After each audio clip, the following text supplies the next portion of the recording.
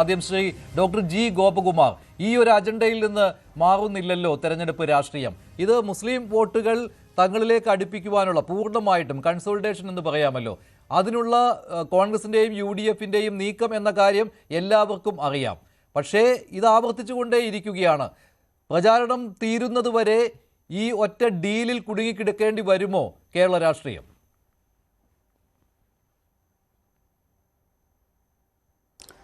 ഇവിടെ രണ്ട് മൂന്ന് പ്രധാനപ്പെട്ട കാര്യങ്ങൾ പറയാനുണ്ട്. ഒന്ന്, ഭരണവിരുദ്ധ വികാരം കൊണ്ടുവരുന്നതിന് 10 വർഷത്തെ ഭരണത്തിനകത്തുണ്ടായ പാളിച്ചകൾ ചൂണ്ടിക്കാണിക്കുകയും അതോടൊപ്പം UDF അധികാരത്തിൽ വരുമ്പോൾ ചെയ്യുന്ന കാര്യങ്ങൾ എന്തൊക്കെയാണെന്ന്, സാമ്പത്തികം ഉൾപ്പെടെയുള്ള കാര്യങ്ങൾ എങ്ങനെയാണെന്ന് പറഞ്ഞുള്ളൊരു പ്രകടന പത്രിക അവതരിപ്പിച്ച് അതിന് മേൽ ഒരു നറേറ്റീവ് സൃഷ്ടിക്കുന്നതായിരുന്നു നല്ലത്. ആ ചർച്ച ഇവിടെ കാണുന്നേയില്ല. രണ്ടാമത്, ഈ ഡീലിൻ്റെ കാര്യം പറയുമ്പോൾ ഈ രണ്ട് മുന്നണികളും പരസ്പരം ഇത്തരം ആരോപണങ്ങൾ പണ്ടും ഉന്നയിച്ചിട്ടുണ്ട്.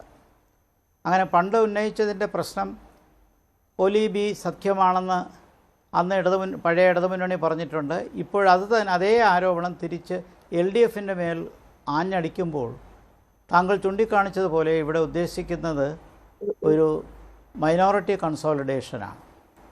ഇപ്പോൾ BJP ആ നിലയ്ക്ക് ഒരു ഹിന്ദുത്വ പാർട്ടിയാണെന്നും അതിനെ എതിർക്കേണ്ടത് അത്യാവശ്യമാണെന്നും അതിൻ്റെ ഇടതുമുന്നണി അതിനോട് കൂട്ടിച്ചേർന്നിരിക്കുകയാണ് എന്ന് പറയുമ്പോൾ തീർച്ചയായിട്ടും ഒരു മൈനോറിറ്റി കൺസോളിഡേഷനുള്ള വഴി തെളിയിക്കുന്നു. പക്ഷേ അതിൻ്റെ പ്രായോഗികത ആലോചിച്ച് നോക്കുമ്പോൾ നമുക്ക് തമാശയാണ് തോന്നുന്നത്.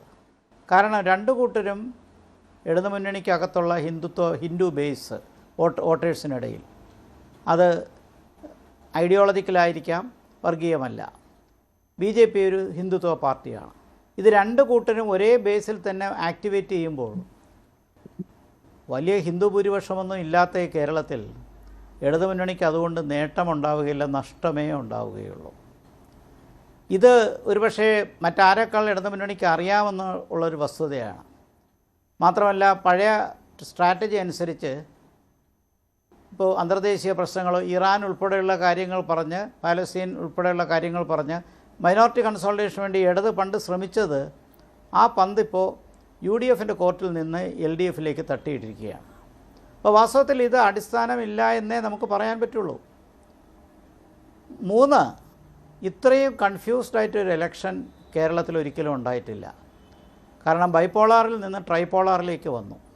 ഇപ്പോൾ ട്രൈപോളാറിലേക്ക് വന്നപ്പോൾ 3 മുന്നണികളും എങ്ങനെയൊക്കെ വോട്ട് പിടിക്കുമെന്നും ആ വോട്ട് ആർക്ക് എങ്ങനെ ഗുണം ചെയ്യുമെന്നും ഇപ്പോൾ പ്രവചിക്കാൻ പറ്റില്ല.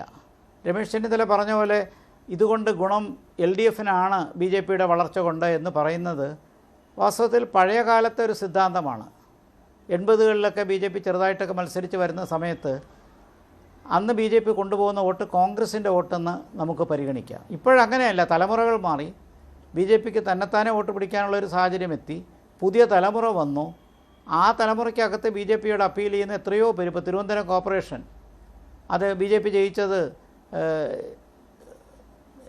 UDFനെ തോൽപ്പിച്ചുകൊണ്ടല്ല, സ്വന്തം കോൺസ്റ്റിറ്റ്യുവൻസി വളർത്തിയിട്ടാണ്. അപ്പോൾ ഈ ആരോപണത്തിൽ വലിയ കഴമ്പില്ല. പക്ഷേ ഇവിടെ നമുക്ക് നല്ലൊരു ചർച്ച തിരഞ്ഞെടുപ്പുമായി ബന്ധപ്പെട്ട് ആശയപരമായി ഒരു ഗവൺമെൻറ് പ്രവർത്തിച്ചത് എങ്ങനെയാണെന്നും ആ ഗവൺമെൻറ്റിൻ്റെ നേട്ടകോട്ടങ്ങളെക്കുറിച്ച് വിശദമായി വിമർശിച്ചുകൊണ്ട് തന്നെ UDF മുന്നോട്ട് പോയാൽ അവർക്ക് ജയിക്കാനുള്ള സാഹചര്യം ഡോക്ടർ ജി ഗോപകുമാർ ശരിയാണ്. അത് മാത്രമല്ല, ഇതൊരു തമാശയായിട്ട് തോന്നുകയുള്ളൂ ഈ ഡീൽ എന്ന് പറയുന്നത്. അത് മാത്രമല്ല, ഈ ഡീൽ എന്ന ആരോപണം CPMനും BJPക്കുമെതിരെ കോൺഗ്രസും UDFും ഉന്നയിക്കുമ്പോൾ ഈ മണ്ഡലങ്ങൾക്കനുസരിച്ച് അത് എതിർദിശയിലേക്കും തിരിച്ചുവിടാവുന്നതാണ്. അങ്ങനെയാണെങ്കിൽ UDFുമായിട്ട് ഡീലുണ്ട് BJPക്ക് എന്ന് ചില മണ്ഡലങ്ങൾ ചൂണ്ടിക്കാണിച്ചുകൊണ്ട് പറയുവാനും സാധിക്കും. അപ്പോൾ ഇതൊരു പരിഹാസ്യമായ ഒരു ആരോപണമായി മാത്രമേ പോവുകയുള്ളൂ. ശ്രീ N. ശ്രീകുമാർ, എന്തുകൊണ്ട്